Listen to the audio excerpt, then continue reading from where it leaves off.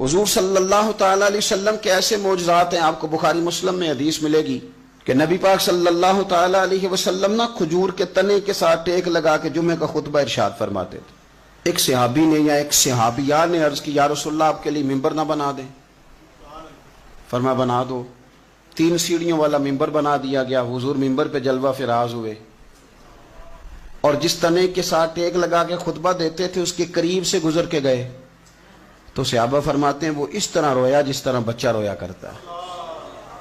اس کا دل تھا جس نے محسوس کر لیا کہ میں بچھڑ گیا ہوں، اس کی آنکھیں تھیں جس سے اس نے آنسو بہائے، اس کا سینہ تھا جہاں سے ہچکیوں کی آواز آئی تھی، کھجور کا تنا خشک، لیکن حضور قریب سے گزر گئے نا تو وہ رو پڑا کہ مجھے یہ سعادت ملتی تھی تو اب یہ کیا کیفیت ہوئی۔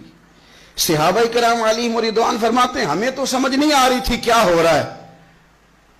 پر جو ان سے پیار کرے وہ تو جانتے ہیں نا کون کون کرتا ہے اور کس کی کیفیت کیا ہے اس کا بھی انہیں پتہ ہے۔ حضور منبر سے اٹھے تو صحابہ فرماتے ہیں جس طرح ماں بچے کو گود میں لے کے چپ کراتی ہے تو وہ چپ کر جاتا ہے نا، اس طرح حضور نے اسے سینے سے لگایا اور جب تسلی دی تو وہ چپ کر گیا۔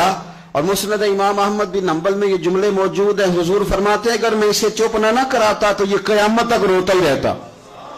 یہ روتا رہتا قیامت تک۔ یہ کیفیت ہے رسول کریم کے معجزات کی کہ وہ تنا جس کے ساتھ حضور صرف ٹیک لگا دینا